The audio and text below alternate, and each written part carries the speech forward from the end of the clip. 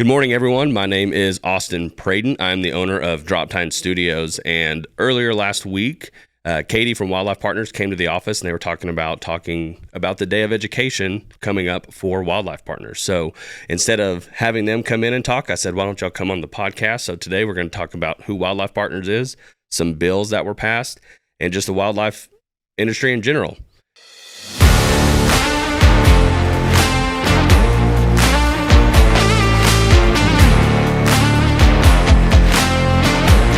So, guys, if you will do a quick introduction, this is Katie and Brian, and if you'll give a little introduction about who you are, what you do at Wildlife Partners, and who Wildlife Partners is.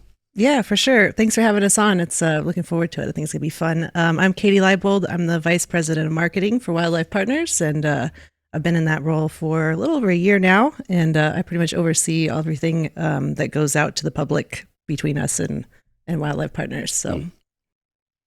Yeah, hi, I'm Brian Gilroy, and I'm the CEO and founder of Wildlife Partners. So along with my brother, we started the company in 2016, and we're a breeder and a broker of exotic wildlife, both here within the state, and we also work with a number of people all over the country that are interested in participating in the industry. Wonderful. Yeah. So something that just came up recently, there was a zebra that got out in Tennessee. There we go. So can you kind of tell us what that was, how it happened, and how it was resolved? Well, I think the whole world's already done that for us. So actually we, one of our sales reps has a customer in Tennessee that's got 150 acres, and they were interested in getting some zebras. And so we went through the process that's required in order to get them to Tennessee legally. They were delivered, and Ed, I guess is his name, managed to jump the fence. We're not exactly sure how that happened, but nonetheless, he did. And I think it was 8 days later, they finally waved the white flag and asked us to come over and see if we could get him. So our crews, Tad Honeycutt and John Bailey and Tango 82, they wandered on over to Tennessee with, news crews and the state vet and really the whole world watching. We're able to catch him in, a matter of 30 minutes and safely get him in a trailer and get him back here to Texas. And so it's been fun watching, and, fortunately everything went well and it was a smooth process. And, I take my hat off to those guys being willing to go out, and with the world watching, step into those shoes and, take the risk of, we all know what can happen in the wildlife business when you're catching animals. There's risk with it. And so to be willing to do that while you've got a national spotlight and CBS News, helicopters videoing what you're doing, I take my hat off to those guys. They're extraordinarily professional and they're really, really good at what they do. And fortunately, there's a happy ending to the story, and Mr. Ed is now famous. So, absolutely. But yeah, it was a fun, stressful process, but nonetheless, it worked out fine. Absolutely. Yeah. I always feel like it's one of those situations where you're so good at doing something, but once someone watches you like trip or you do something, so I'm glad those guys were proficient enough. Tad will appreciate this. They really don't want me in the helicopter. Anytime I show up at a catch job, it's like, oh my God, Brian's here again. Tad is like, he can hit a gnat from 50 yards with his eyes closed. But if I get in the helicopter, you're guaranteed he's going to miss 2 or 3 times. So it's, you put a little pressure on people, and I'm not doing that intentionally. He just feels it. But it's a whole nother world when you've got a state vet, Nashville Zoo, all sorts of news channels, national news channels, drones in the air, other helicopters in the air. And, there's Chavi, watching Blake flying, while they're trying to get this done. These type things are not for the faint of heart. As I've always said, I feel like our industry is more risky than fishing in the Bering Sea. There's injuries and there's public exposure. And there's lots of haters out there that want to do everything they can to make you or our industry look bad. Right. And so fortunately, it all worked out, and it's a great story. And Chavi's gotten a tremendous amount of attention as the result of it. So it's been good. Yeah, it's been, I think in less than 48 hours, we got over 1 million views on our personal content on Wildlife Partners. Yeah. Yeah. So, Yeah. Especially with a happy ending like that, there's definitely no bad publicity. Because, I mean, that just leads into people finding out who Wildlife Partners is, who Tango is, so on and so forth. So that's wonderful. I'm glad that was able to come to fruition and be done safely. Well, it might be the first time in American history that there's been a zebra flying through the air at the bottom of a helicopter with a Hannibal Lecter mask on, right? And he looked quite happy, to be honest with you. So he really did. Yeah, it some of the memes have been really funny to see, and the little songs that people attach to the TikTok videos. It's look, it's been great. I'm glad it all worked out good. The family that purchased the zebra, they still own the zebra. We're just we're temporarily housing them.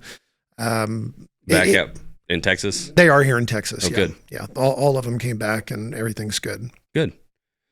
Yeah, one of the things I know we wanted to talk about was some bills that were passed. I think it's referred to as the Big Beautiful Bill. And so if you can work through kind of what that is, what that means to our industry, and any other benefits or cons that might come with. I think by now, most people that have been watching Wildlife Partners for, almost the last 10 years now have figured out that our strategy involves utilizing the tax code to our benefit. Right. And, one of the things that surprised me when I got into this in 2011 was, lots of landowners were buying animals and participating in the industry, and they were receiving absolutely no tax benefit for doing it. Their CPAs just didn't understand the laws at the state level or at the federal level that would enable them to receive these financial benefits from a tax perspective. And so in 2017, when Trump passed the 2017 Tax Cut and Jobs Act, this really dynamically changed really the whole country from a business perspective, because it allowed businesses to fully expense assets that they were buying as an investment for their business. So as we're sitting here, you have cameras and microphones and tables and things like that. Well, historically, when you would buy those things, you would only get to deduct 20% of the cost annually over a period of 5 years, and animals were the same way. And there were some additional incentives that were created dating back to the Bush legacy that increased that a little bit, but it was still over a period of 5 years nonetheless. And so, if you just think about what's the downside of that, if I go out and let's just say I make $100,000 in my business, I owe tax on $100,000. Right. So let's just use the number of $37,000 is what you owe in tax. Well, if I take the $100,000 and I reinvest it in my business, which is required to grow a business, I don't have that $100,000 anymore. Right. But historically, the IRS would only allow me to deduct 20% of that $100,000 off my tax bill. So $20,000 would get deducted, and then I still owe tax on $80,000. But I don't have the $100,000 anymore. I used it to go buy business equipment. So the reason that this is so important is that in 2017, that bill gave us the ability to write off 100% of the cost of these investments that we make into our companies. And livestock, exotic livestock, qualifies as business equipment under the tax code. So anytime you're buying exotic livestock, it's treated just like a microphone or a camera or a printing press or a Caterpillar machine. It's exactly the same section of the tax code that applies. It's not, people think that it's some loophole that has to do with exotic wildlife. It isn't. This is business equipment is what it is. And so the passage of the 2017 Tax Cut and Job Act, it had a provision in it that it sunsetted those tax deductions. And so starting in 2023, we went from 100% to 80%. And then in 24, we went to 60%. And now in 25, it's 40%. So that's impacted our industry.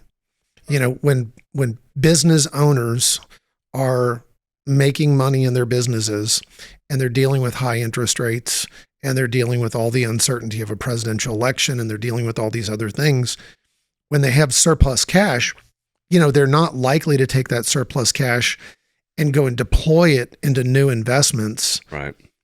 And when the tax aspect of it leaves you with a tax bill for doing so, man, that's really detrimental. It's very harmful. So when you hear in the media here lately where they're talking about if the big, beautiful bill didn't get passed, that this would be the largest tax increase in American history, what they're talking about is they're talking about the sunset provisions of the Tax Cut and Jobs Act that would take the deductibility of business equipment to 20% in the first year versus 100%.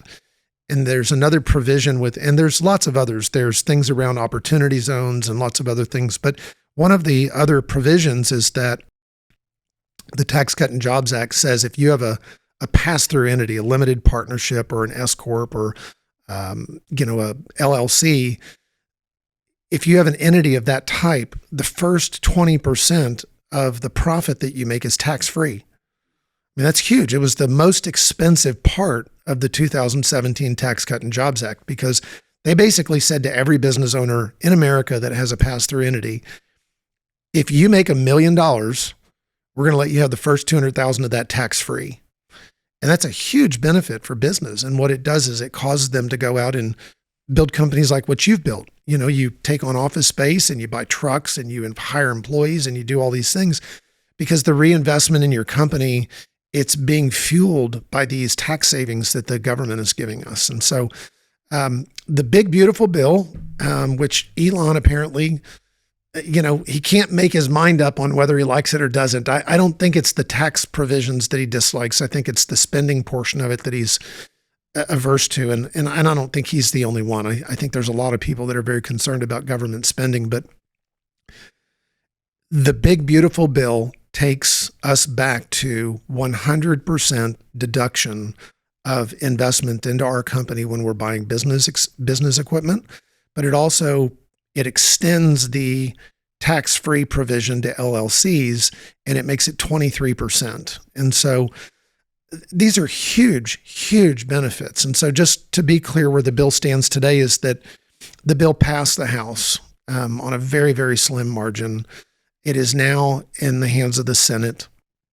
The Senate is probably going to make some changes to the bill. And once they pass the bill, which all appearances are that they will, the House will then have to vote again to align with the changes that the Senate made. And at that point, it'll end up on Trump's desk. And so the goal, and I think it's kind of great and it's very Trump-esque, is that it's scheduled to be on his desk on 4th of July. So the big, beautiful bill hopefully will be enacted on Independence Day, which, is pretty American, pretty Trump-esque. We'll just call it, that's pretty MAGA, know? So I think the impact of that is right now, there's a lot of money that's sitting tentatively waiting. We've actually just since the House passed the bill, we've seen a lot of money loosening up. We've seen buying step up just in the last month, even though it's coming into the summer months with traditionally are a little more slow. And you're referring to animal purchases. Being moved at ranches and stuff. Yeah, we're seeing a tick up in buying, and so the other part of that is, our business, and we're very unique, and I wish we weren't, because and I'll say this directly into the camera, I really do wish that some other people would take a look at our business model, look at the national market where there are people that are willing to invest in our industry. They're willing to invest. We have historically been bringing in somewhere around $20 to $30 million a year of revenue from people that don't live here. They live all over America. They don't own ranches. They don't understand the wildlife business, but they understand tax. And when they can make an impact investment into critically endangered and really cool wildlife and get tax benefits for doing so, we've proven the result.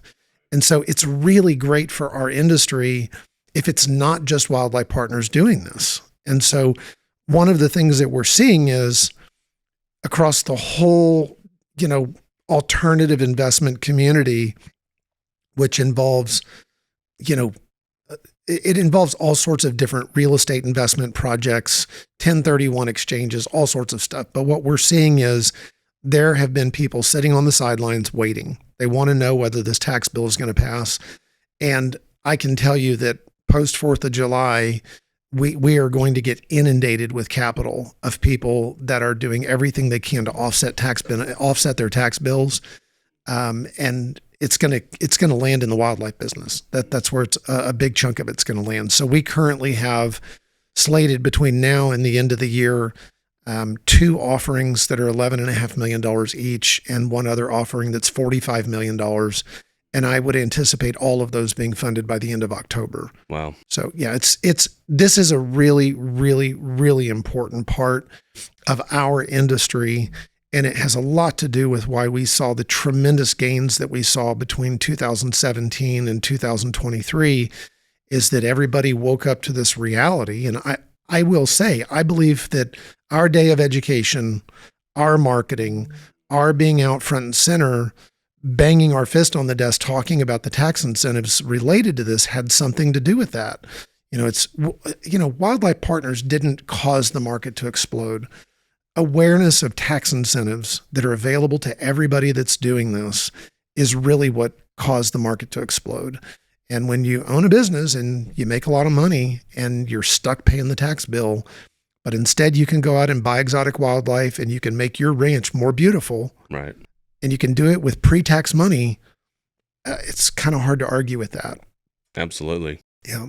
So at the day of education coming up, because when is that again? August 2nd? What's the date? It's August 2nd, yes. So on August 2nd, you're having a day of education. So for the people who haven't heard of the day of education, what does that look like? And then also, who are going to be some of the speakers there? Yeah, so it's not a huge event. When I say huge, we limit it because we want it to be fairly intimate. We want it to be educational. When you get a room of 500 people, it's really hard to get people to ask questions. It's really hard to get participation, but there's a lot of distractions. So I think the last one we had 100, maybe 120 people, something like that, if that. Yeah, we limit it to 100 seats, and in the environment there at Joshua Creek, we deliberately have it in that smaller room, and it's just like Brian's saying, a really intimate setting for that. And we had so much crowd participation last time. I was really excited about that. People felt comfortable to have discussions and ask questions and whatnot. So yeah, it's limited to about 100, 120 seats or so. Yeah. Do y'all know how many you've sold already, or if there's any more available? We've already actually sold, I think at least 30, 35, something like that. Wonderful. So 30% of the seats are already sold. Yeah.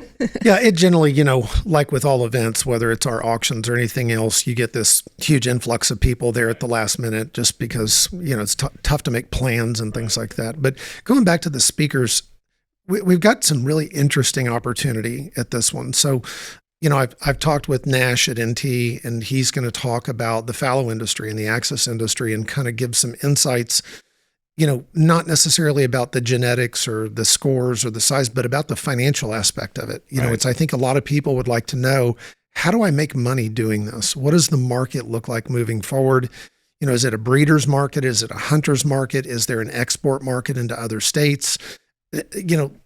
Let's get the information out to everybody as to why does this make economic sense versus it's, people say, oh, well, it's just a big boy club where they're, see who can grow the biggest buck. Well, okay, there's some component of that. Men are like that, but at the end of the day, there's a lot of money moving around. And so let's talk about the financial aspect of it. And I think that will really spur more participation because I think there's a story to be told about that.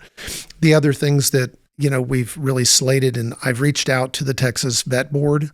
They are communicating with us as well as the DEA, and we're trying to get them to come and share with us about what's going on. Like what does the Vet Board want? What does the DEA want? How does this, look for our industry moving forward?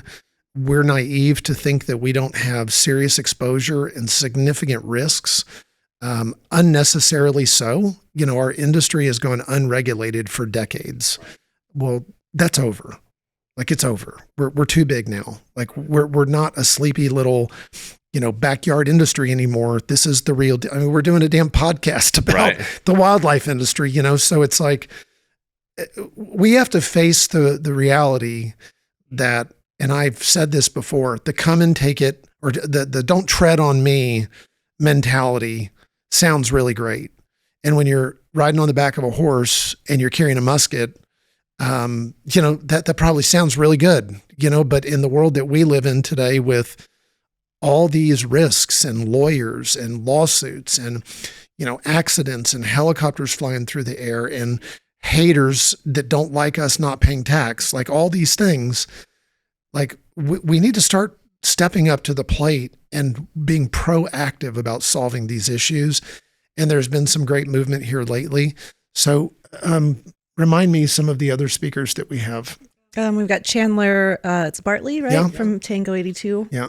And then Chuck Dye from Wildlife Ranch Solutions. He's going to talk about cold weather prep for your animals. And then we've got Frederick Chong is going to do predator control. We've got, who else did we have in the morning? The ranch insurance. Oh, yeah, that's right. Yeah. Guys coming. One of the other things we're going to kind of bring out into the spotlight is this thing that it's really, Austin, it's baffling to me that, our industry is really driven by extraordinarily smart, sophisticated, wealthy people. That's who it's driven by, and it always has been. And for some reason, it's like they just overlook the realities of the risk associated with our marketplace.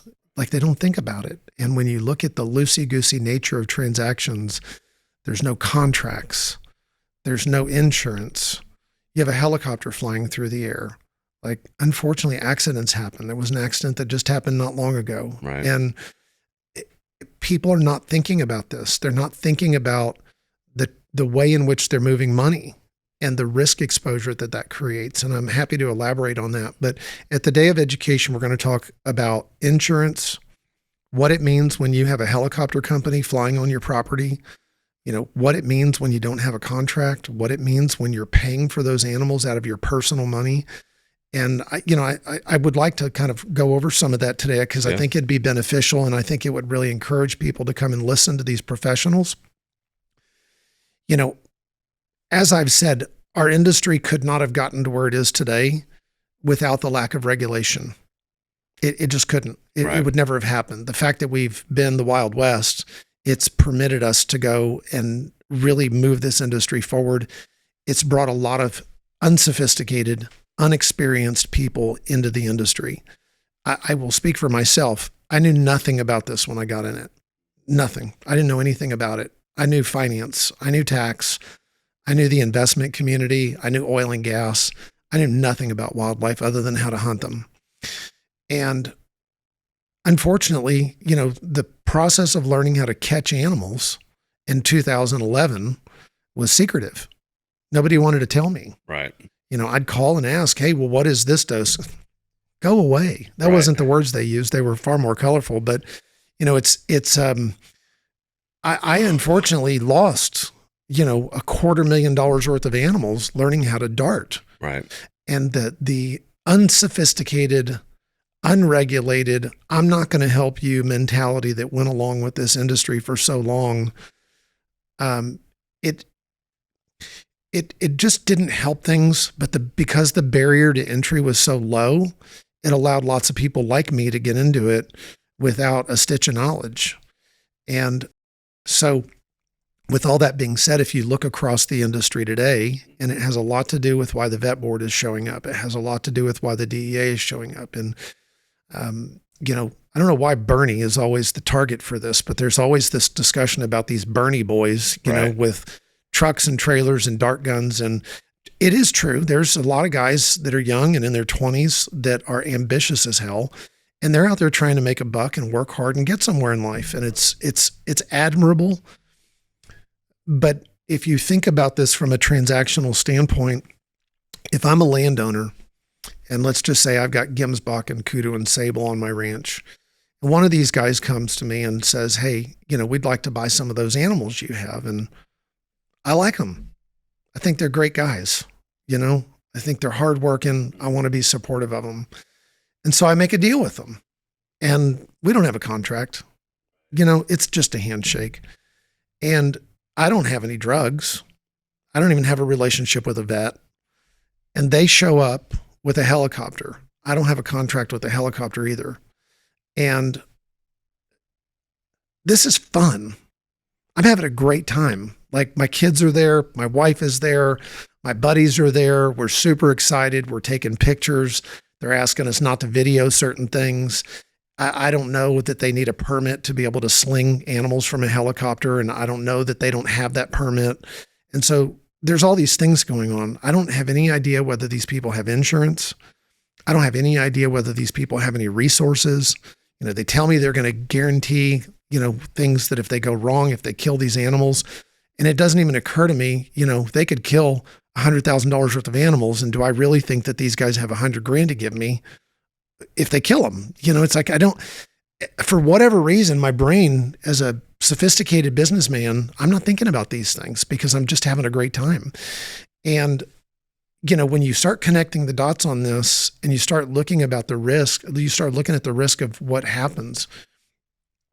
First of all, most guys that are doing this, as far as landowners go, they just have traditional liability insurance. They have a homeowner's policy. They have a ranch insurance. They don't have commercial insurance.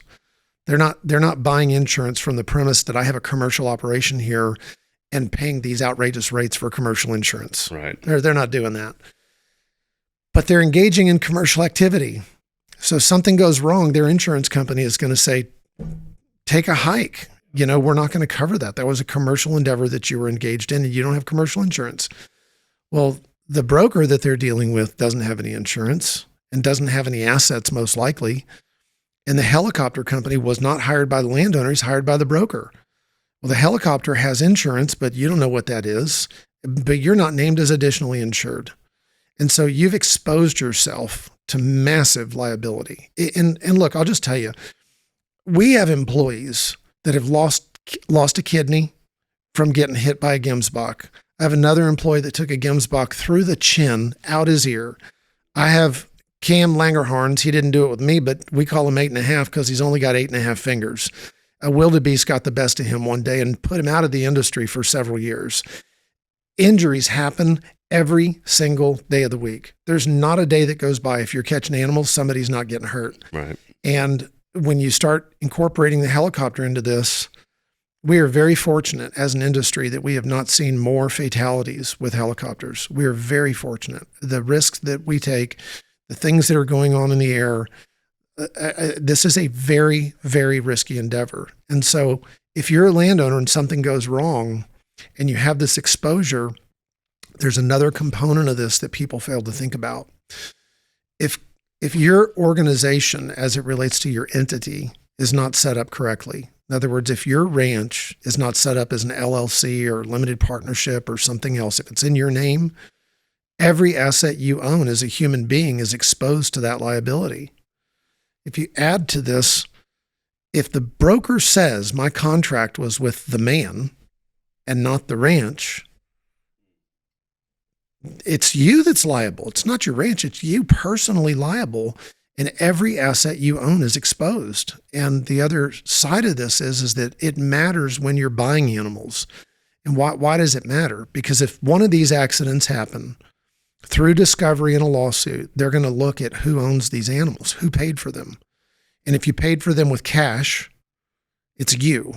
If you paid for them with a personal check, it's you. If you paid for them with a check from your other business, your construction company, your law firm, whatever it may be, if you're paying for these animals through these other entities, those entities are exposed to the liability of that accident.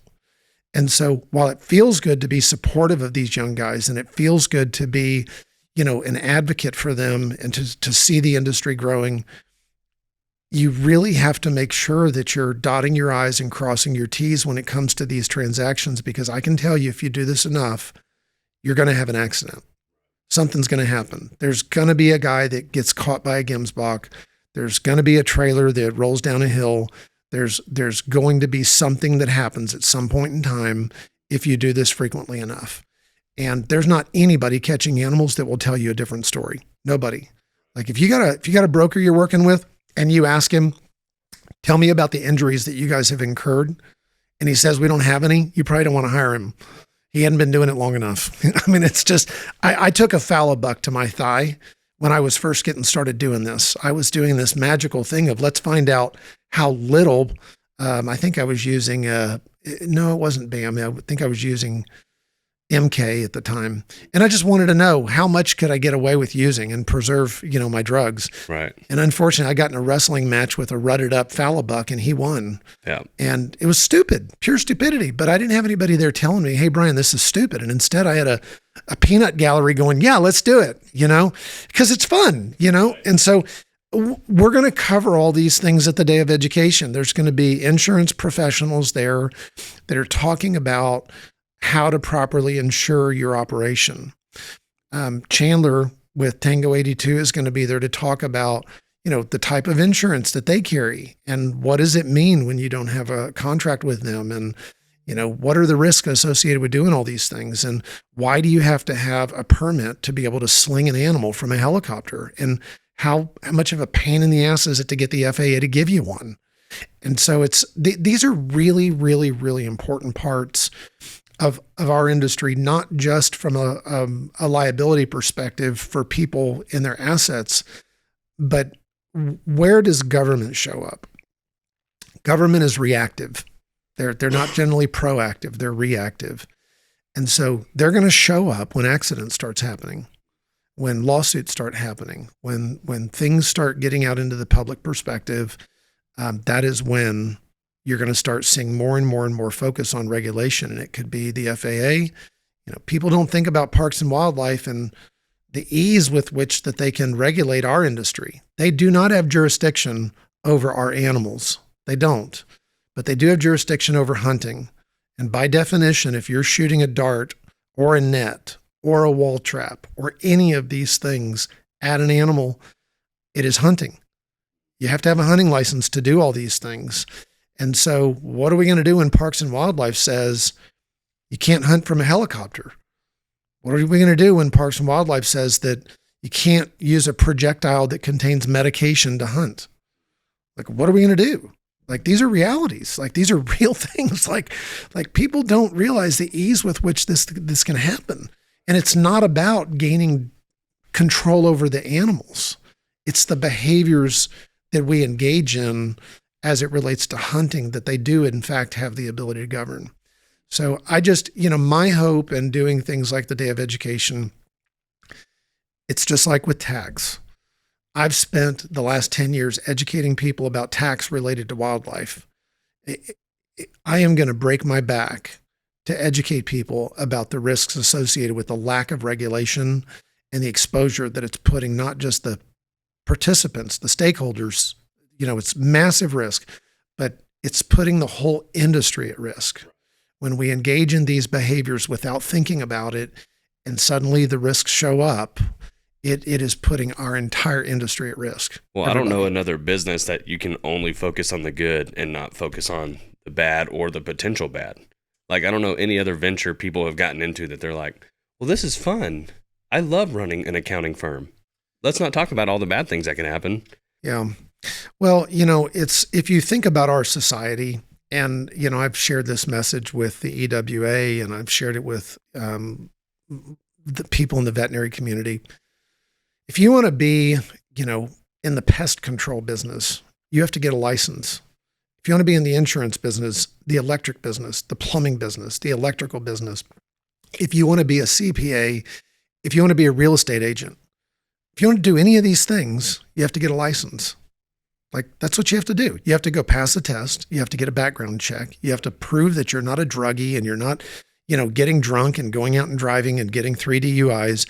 Like, you have to prove to our society that you are not only knowledgeable and educated enough to be able to engage in the behavior successfully, but you also have to show that from an ethical standpoint that you're behaving in accordance with the rules of our world.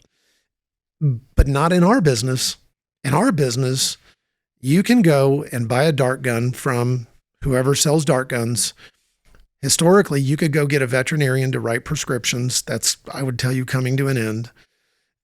And then you can go get in a helicopter and you can hang out of that helicopter by a seatbelt and you can shoot a dart gun at a $40,000 animal that you don't own.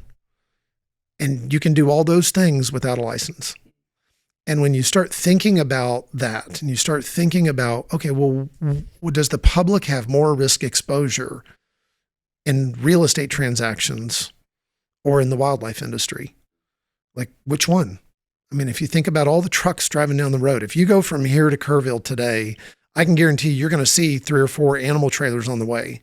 It's just the way it is. And so when you start thinking about the public exposure of helicopters in the air and trucks on the road and drugs driving around and guns going off and all these things, panel traps, I don't know. I don't want a panel trap falling on my head, And so it's just, you look at all these risks and all these things that are going on, the idea that there is no barrier to entry. Anybody can walk into it. Like anybody does. There's nothing stopping anybody from doing this.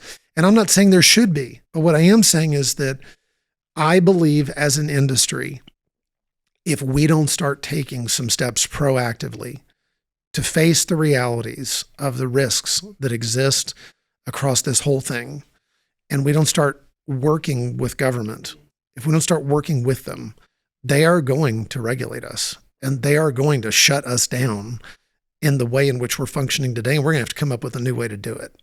And it's not Texas Parks and Wildlife. It's not the Animal Health Commission. It's not the Vet Board. It's not the DEA. It's not the animal rights activists. It's not Democrats that don't like what we do. It's all of them. All of them. It's every single one of them. And if we want to pretend, the old saying was, don't wake a sleeping dog. Well, there's some people that will tell you that the dog wasn't quite asleep. In the sales tax world, there were some people that will tell you the dog was not asleep.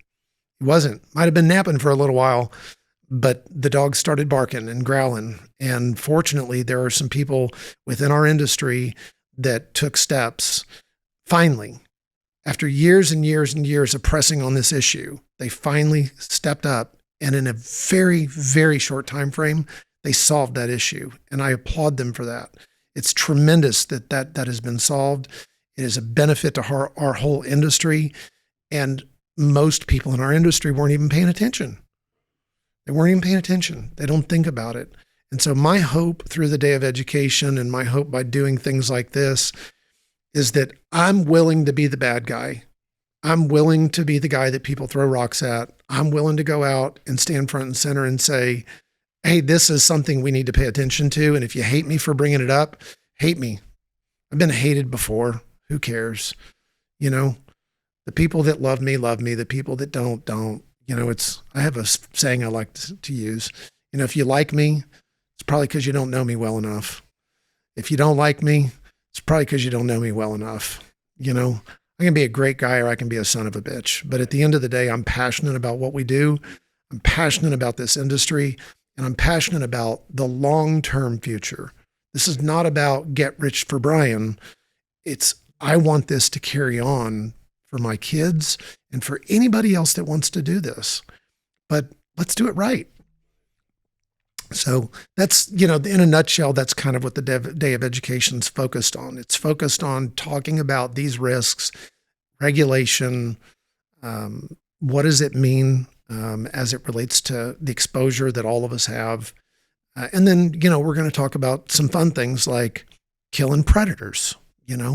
Chong works for us and he catches predators in Carrizo Springs and Pearsall. And I get pictures every single day of animals that he's killed. And, people underestimate the damage that these animals can cause on your herds. And so there'll be some fun stuff like that, but most of it's going to be pretty damn serious. Absolutely. Yeah. So the Day of Education, can you kind of walk through the people when it starts, what it looks like, when do you have to attend? Yeah. So it is doors open at 8 a.m. for check-in. I'm going to guess we're probably going to be sold out. Hopefully that's the main goal. But if we're not, you can still buy a ticket that morning.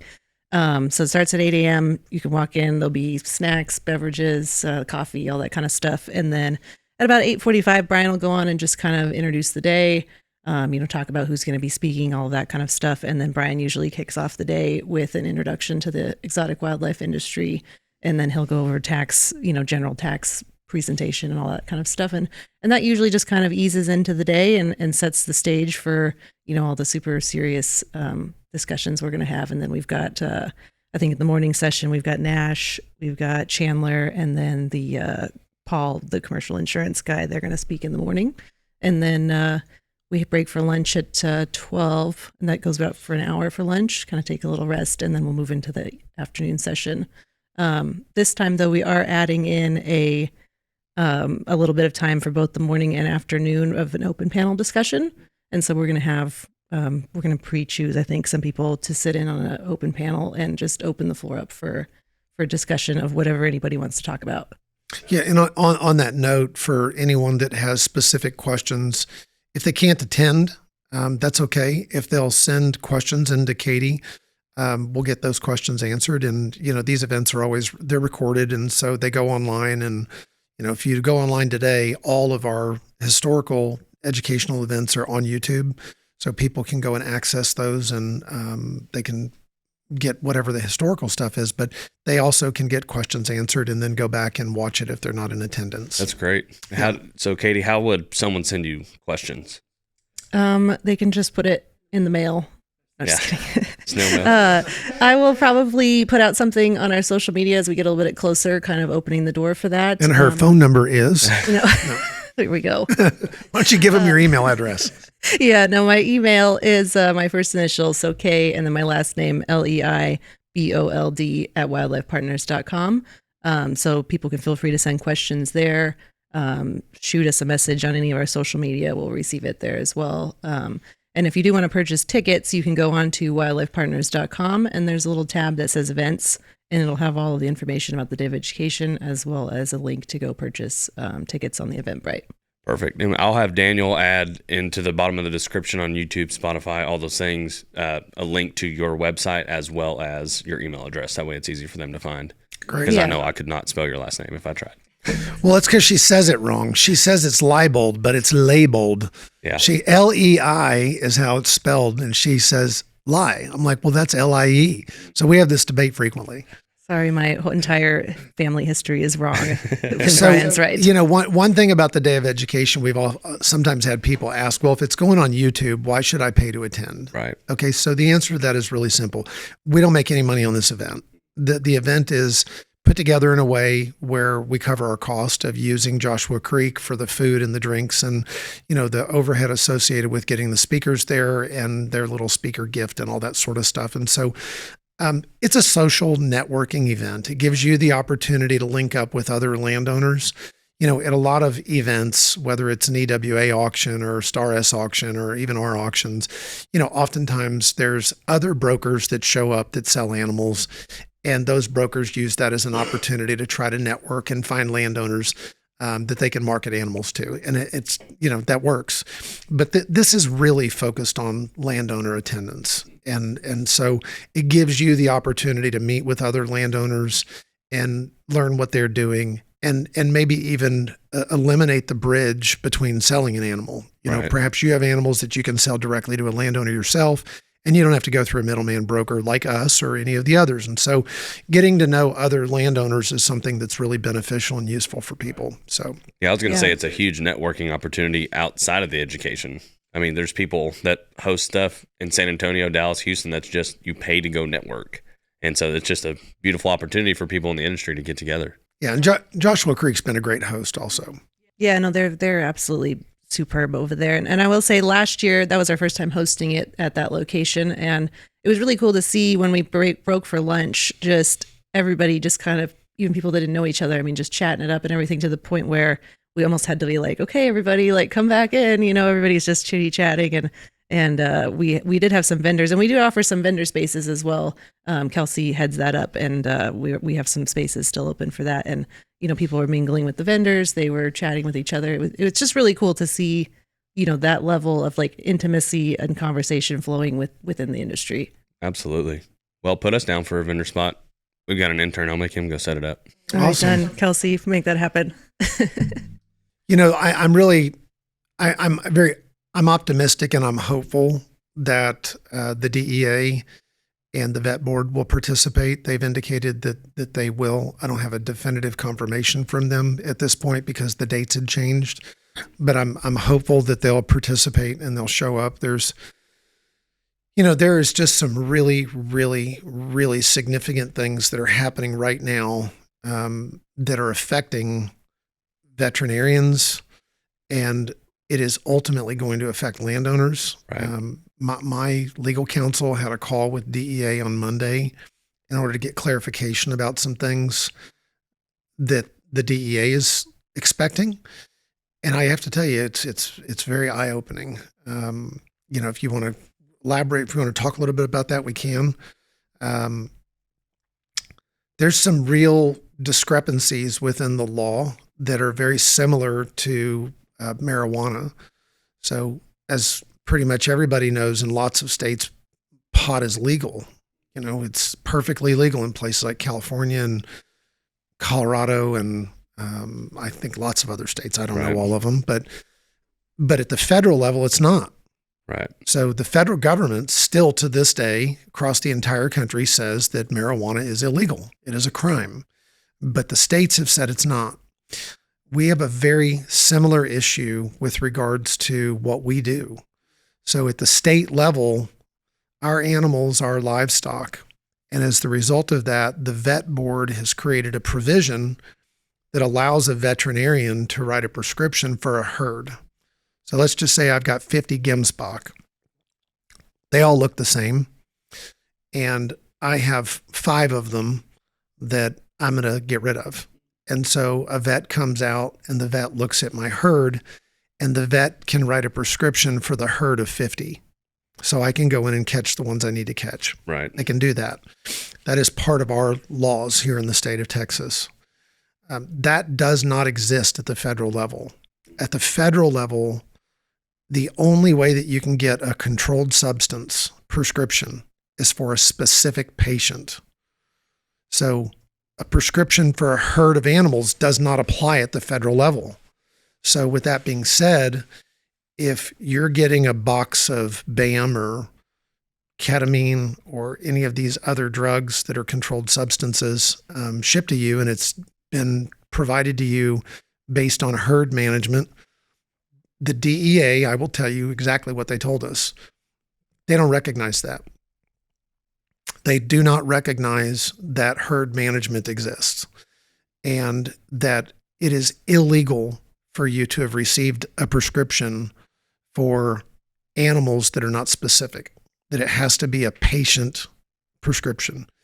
They are also taking the prescription that when, let's just say there's not a prescription that's been issued for a specific patient, that the only person that can administer that drug is a veterinarian.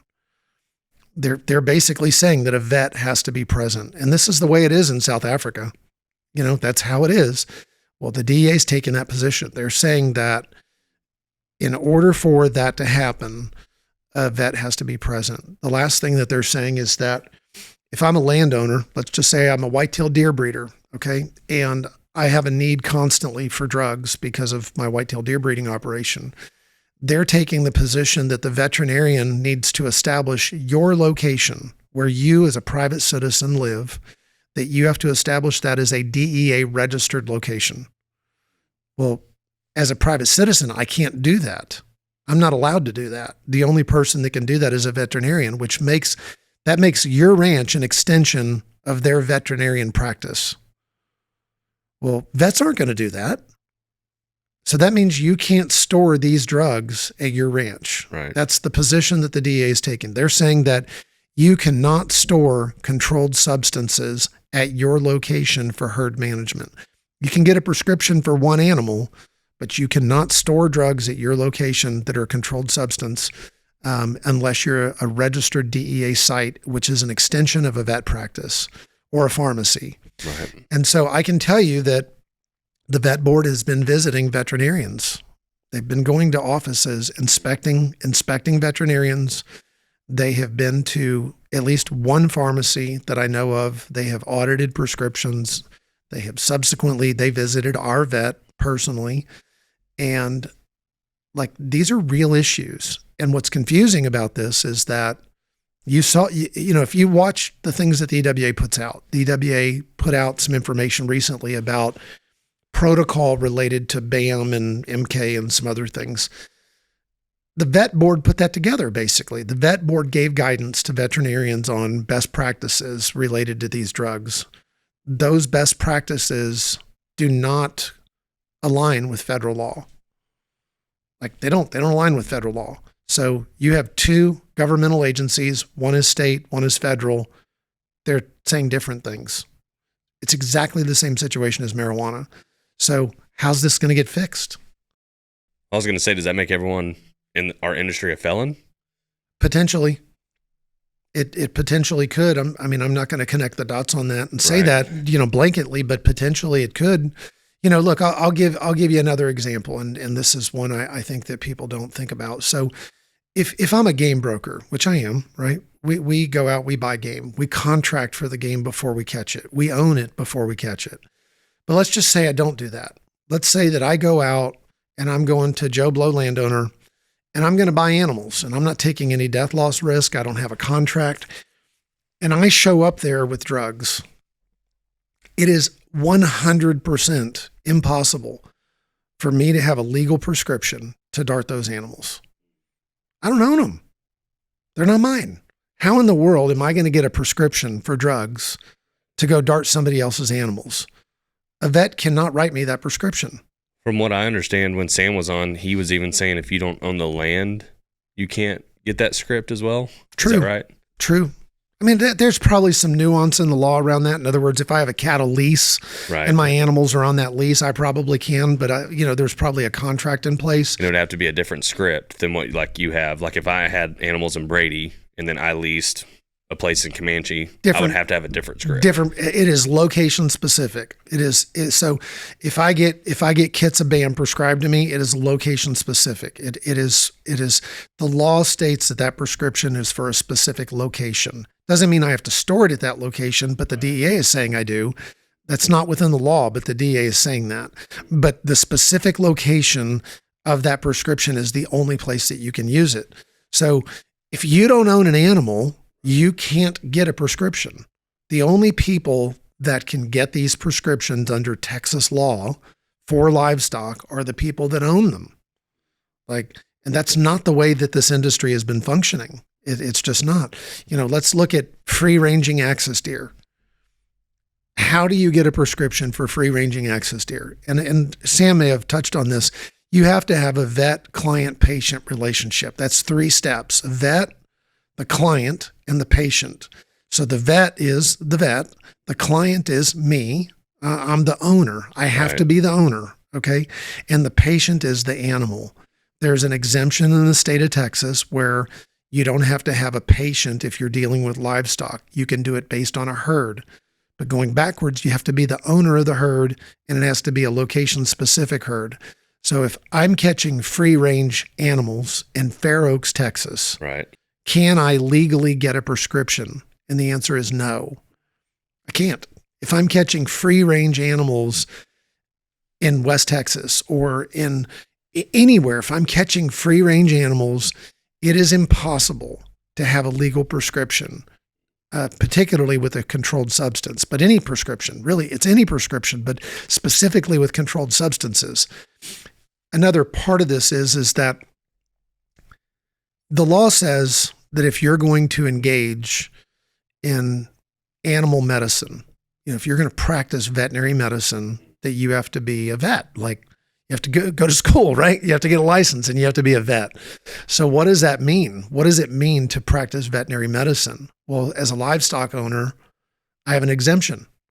I'm allowed to go and play Dr. Pole on my own animals. I'm allowed to do that. The law says I can do it. As a livestock owner, I can go out and do that. Why? Because there's a shortage of veterinarians, right? There's not enough vets to service the industry. So I can go work on my own animals. A veterinarian can write me prescriptions for herd management, and I can do that. But what if I don't own the animal? What if it's not mine? And I'm using drugs to go out and work on that animal. Well, the only reason for you to get a prescription for drugs is a valid medical purpose. Like you have to have a valid medical purpose in order to get drugs. That's what the law says. A vet cannot write you a prescription unless you have a valid medical purpose for doing it. And Sam said that transportation is not a valid reason to That's a gray area. There's an Right. argument to be made about that, and I think Sam would agree with that. It is Right. the vet board is taking that position. They are taking that position, but I think legislatively there's an argument to be made. But if I'm going out and I am darting an animal with a drug, particularly with a controlled substance, and I don't own that animal, and I'm not an employee and I'm not an agent of that landowner. Okay. And there's a question about what is the definition of an agent. Okay. Is a contractor an agent? I would say no, that the contractor's not an agent. If you're paying the landowner, you're certainly not an agent. Okay. If the landowner's paying you, there might be an argument that says you're an agent. But in most of these cases, the landowner's not paying you, you're paying the landowner to buy an animal. So if you're doing that, if you're going out and you're using these drugs for a medical purpose on an animal that you don't own, by definition, you are engaging in veterinary medicine. That's what you're doing. And the crime for doing that is that it is a misdemeanor. But if the animal dies, it's a felony.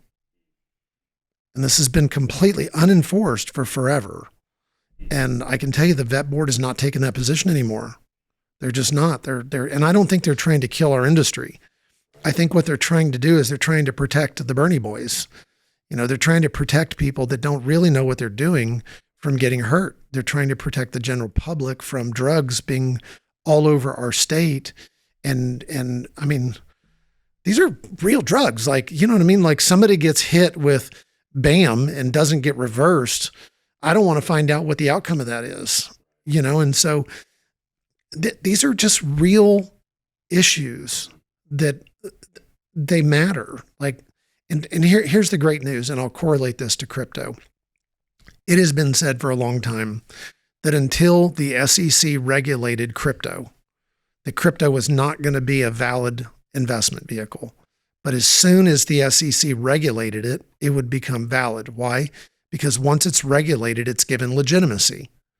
Once you have a governmental agency that's now regulating what you're doing, it has legitimacy to it and it has oversight. And as the result of that, people gain confidence in it and they start investing in it. The SEC stepped in, they've regulated Bitcoin. They've basically taken a stance on that and some other things. And what's happened? Bitcoin's $105,000 now. Right. And so regulation creates legitimacy as long as the regulation isn't overburdensome. And it can be that, but the way it becomes that is when you don't have advocacy. If you don't have good advocacy, you end up with bad regulation. And this is where I think the EWA steps in. The EWA has a wonderful platform, and they really have, their membership is made up of a lot of very sophisticated people. Their membership, I'm speaking of the membership. And so their membership has the capability of stepping up and getting involved and start taking proactive steps to shape the regulation that is coming. Right. Like I've been saying, I feel like for the last 7 years that this is coming, and it's just not coming anymore. It's here. Like it's here. It's on our doorstep.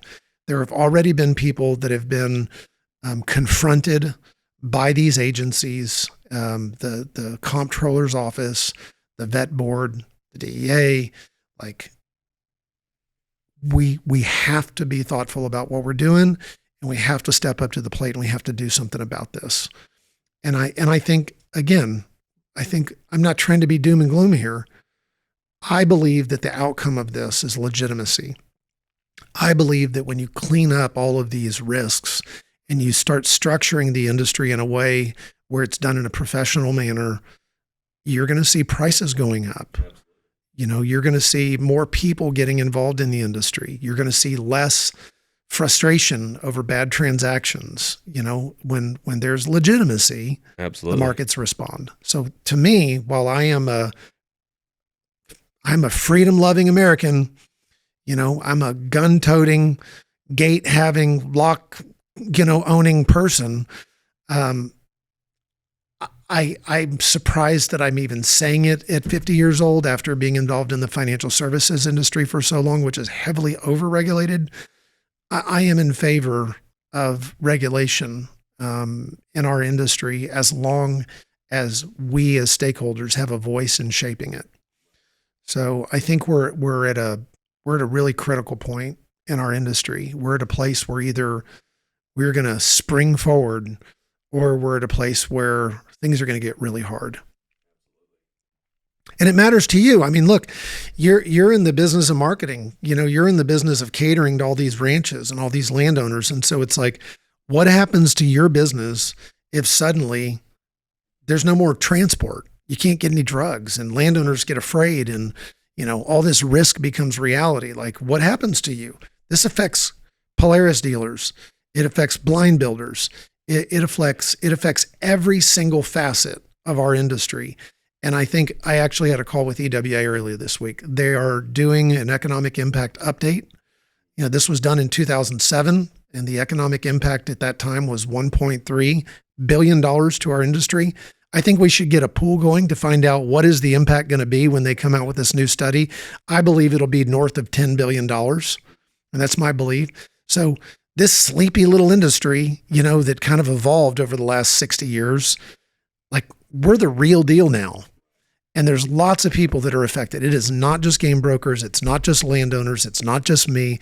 It's everything down. Feed manufacturers, people that are doing marketing, people that are making trailers. It's everybody. So if you're touching this industry, like if you're touching it and you're making a living doing it, I highly suggest you become vocal. And I highly suggest you start taking steps to put pressure on the advocacy groups to push forward with getting this regulation resolved, because it's for our long-term viability. So what are steps? Like, what could someone do? Like a young, dumb kid like me that has employees, what can be my employees or investors, or how can you make your voice be heard? Every personality is a little different, Austin. Mine, some people like, some people don't, as I said earlier. A couple years ago, as the result of my big mouth, pushing on these issues, not winning friends, but influencing people, I got called out and I was basically dared to come to a meeting. And honestly, I thought I was going to show up and it was just going to be me. So I brought Joe Bailey, my bodyguard, and in full disclosure, I was packing a pistol just in case, because I knew how much these people didn't like me. And I walked into the Lion's Den and there was 150 people there that were ready to fight the fight. And this meeting erupted and it went all over the place. But I stood there and I stood my ground and I said what I needed to say. And today, some of those things have changed. And I don't believe that I'm the reason that they changed. I believe that I played a role in being a catalyst to pushing them forward. And so to answer your question, it's you have this podcast.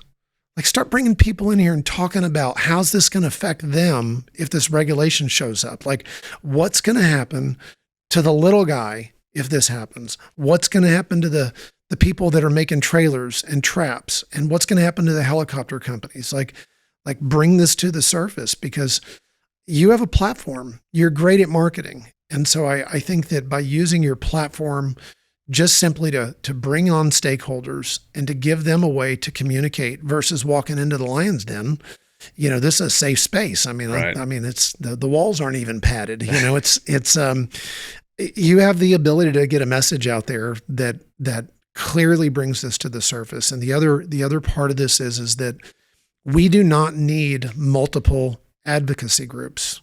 I've been saying this for a decade. We do not need multiple advocacy groups. Right. We need an effective advocacy group. Right. That's what we need, is an effective one. And I think that I believe that the EWA, with their tenure in this industry and the things that they've done historically and the accomplishments that they have the capability of making as the result of the membership, they have very, very influential members. I think that the EWA has the funding. I think they have the ability to bring in more capital. I think they have the platform. And I think that they have the capability to go and address these issues on our behalf as stakeholders. It just comes down to the emotional wherewithal of the board. Is the board going to be willing to go and confront these issues? Are they going to be willing to stand on the firing line and to to deal with the downside risk. Because there's downside risk. Sometimes you may not win. Sometimes it may not work as smoothly as the sales tax issue did. Sometimes it may be harder, but this is no longer just about commerce. It's about preservation. And so I think by putting pressure is probably the wrong word. I don't want to use that terminology, but by being a thorn in their side, by constantly dripping on them, by staying in front of these things. But the last thing I'll say is don't just listen to what I'm saying. Pay attention, read, look into what's going on. Right.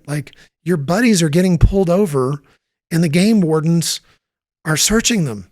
And the game wardens know how to ask questions that your buddy doesn't know how to answer. So it's pay attention, wake up, this is real. And so I think it comes from all directions. It's by some people are going to be loudmouth and outspoken like me. Some people are quietly going to drip. Some people are going to go and get actively involved in the board. Some people are going to go to the state capitol and they're going to sit there and they're going to make their case. Some people are going to contribute money. Some people have influence and they're going to bring their influence. But as a group, it is critically imperative that we all come together and we all say, for the well-being of our industry and everybody involved, we have to unite. We have to quit throwing stones at each other. Although I'll take them, fine, bring them if that's what I got to take. It's not necessary. It's just not. It's not necessary. Right. We're all in this together. And, I am an advocate of our industry having credibility, having transparency, and for people being able to trust our industry. It's been said, and I'll bring it up. It's been said that Brian Gilroy said that I was going to run every game trader out of the business. And the previous director of the EWA was so kind to clarify that for me at that meeting. And what I said was, it was my intention to get rid of every unscrupulous game trader that was in the industry. Who wants people that are unscrupulous? Who wants people in the industry that are burning people? Who wants people in the industry that are doing people wrong? Who wants that? I don't want that. I don't want that any more than any other landowner wants that. And so it's as a group, as an industry as a whole, as a team, let's make a decision to clean up the things that we're doing wrong, because we are doing things wrong. We're not getting it right. That's not a global statement. We're doing a lot of things right. Right. But there's a lot of stuff we're not getting right, and we can fix it.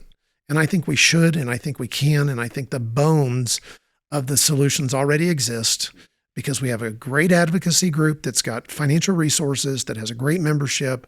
And I believe that if we simply work together versus working against one another, look, you're really good at marketing. You're really good at it. You've built a business. You employ a bunch of people. You have the capability of being a voice, and getting this stuff out into the public view. And, it's why not come and say, hey, Droptine, we need your support. We need you to go and get this into the airwaves. We need you to rally the troops. There's businesses that do this, in our industry, that are specific to us. So again, my message again is not anything about doom and gloom. It's not anything about woe is me. It's not anything about, people are being picked on unfairly. What I'm saying is we've been unregulated for 60 years. We've been a don't tread on me mentality for 60 years. But I personally think that this economic impact study is going to reveal that we have a $10 billion or more economic impact on our state. Well, when politicians see that and they figure out that we matter, they will protect us. Right. They will. So, but we have to protect ourselves. We have to stop allowing nonsense. We have to stop allowing, things that are not good. We have to stop allowing it. We have to stop doing deals in a way where there's unlimited liability and all of our personal assets are being exposed because we're just simply not thinking. Right. So anyways, Austin, I can talk about this stuff for days because it's what I read, it's what I study, it's what I think about. And, I'm sure you can probably tell I'm not very passionate about it, but this matters to me. Right. And I hope it matters to people that are listening, and I hope they'll get involved. And I hope they'll come to our day of education, and I hope they'll pick up the phone, call the EWA. I hope that they'll get involved with their veterinarian and work with their veterinarian to get this right. I hope that we can show up in great numbers to start solving these issues. Absolutely. Yeah. Well, Brian, Katie, thank you so much for taking the time this morning to come in. We really appreciate it. We think that this is going to be educational.